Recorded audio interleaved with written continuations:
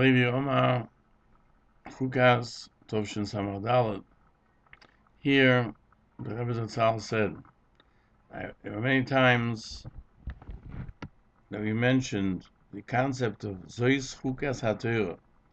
These are the laws, the uncomprehendable laws of the Torah that man has to understand. Even those things that we think we believe, those laws that you believe we understand, are really have significance beyond human ken. And when we are noyig, if we only do everything according to our intellect, then someday our intellect will tell us to do this, and the other day it'll understand the exact opposite. Therefore, we have to understand that even that which is called mishpat, meaning judgment, which seemingly is comprehensible, it should be like choik, which is a decree which cannot be comprehended. That we do it only because HaKadosh Baruch Hu wants us to do it. This is why it's written Zois Chukas HaTorah, that a Jew accepts all of Torah, not just Torah Duma, which we cannot comprehend, is accepted, but all of Torah is accepted as a choik, something that we do because God commanded us.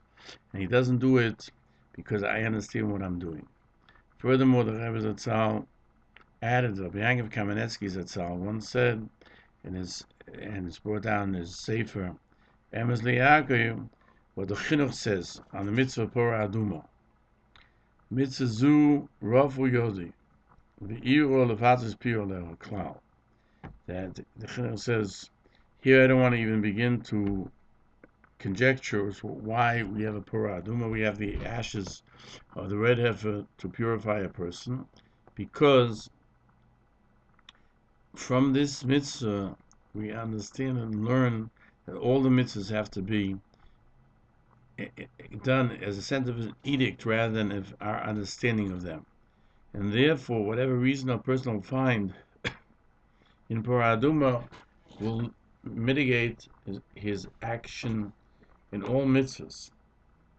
For many reasons, we would then say it's not a choik, it's not an edict. Therefore, the Chinuch says, I am fearful to say anything.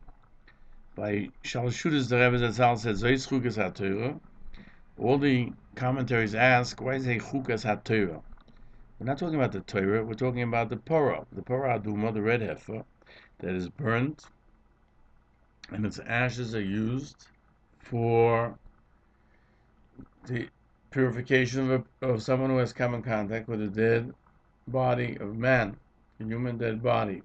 Now, there's a machlokes as to how many red heifers there were since the Midbar. Moshe Rabbeinu made the first, and according to Chazal, it lasted till the end of the first temple.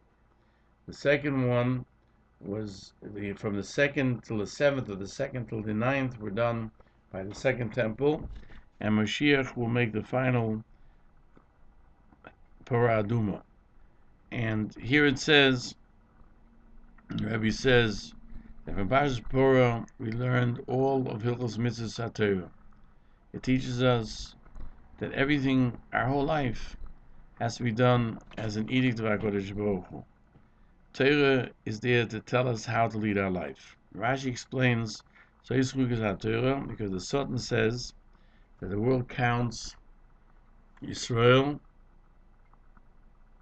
and says to them, what's this mitzvah? What's the reason for it?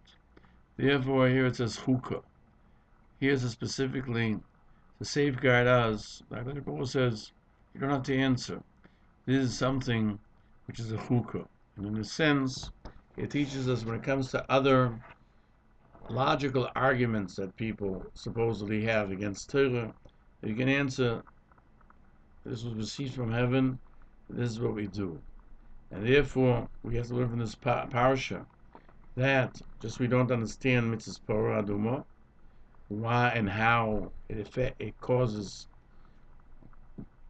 people to become pure, undefiled, even if they were tomei, but at the same time the person who sprays becomes tomei for a day, so too we can't understand God's ways in our lives.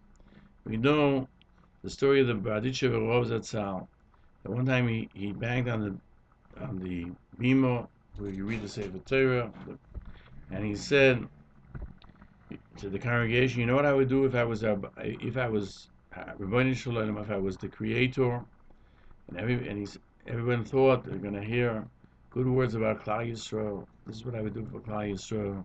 This is what I will do. So he continued and said, "I would do exactly what the Rebbeinu Shalom does. But at the moment, why don't I do that? Because I only see with my physical eyes, and therefore I reckon differently. If I would see what HaKadosh Baruch Hu does, then I would definitely realize we would come to the same conclusion." And this is what has to be a thought of every Jew throughout his life, that we don't see what HaKadosh Baruch Hu sees. And therefore, we cannot understand it at all. Rashi writes that the Goyim ask, what's the reason for this mitzvah? What concept does it have? And we have to understand why two questions. First it says, what is this mitzvah? And then it says, what reasoning does it have? They should say, what reasoning? Why two questions?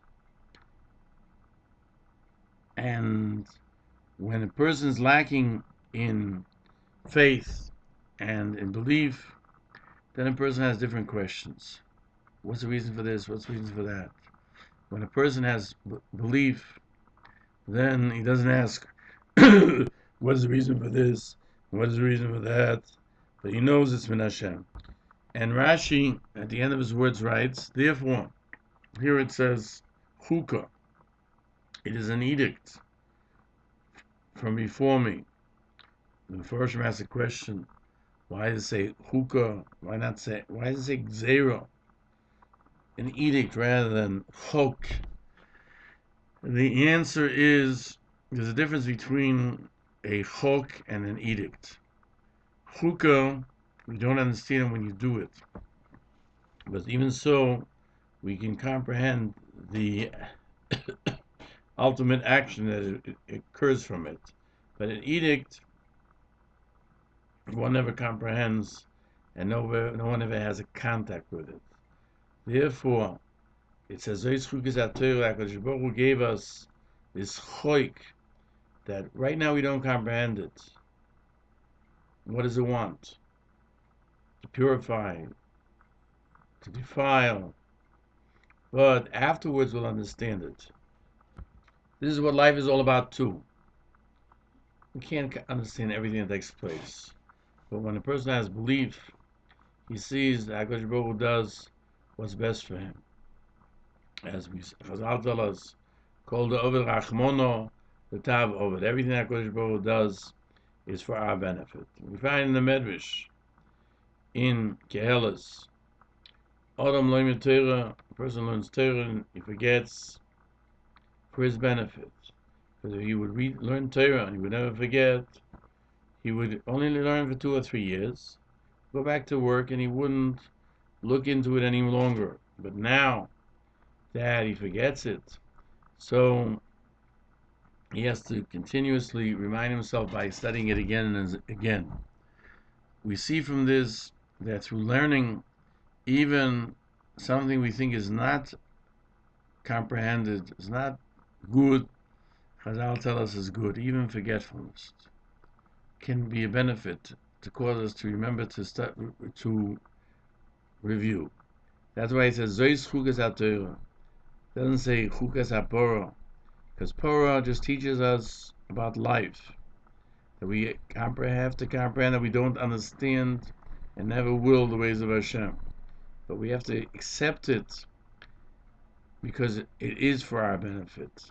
But when we begin to ask questions, then we have larger questions, and we'll come to need an understanding for every aspect of life.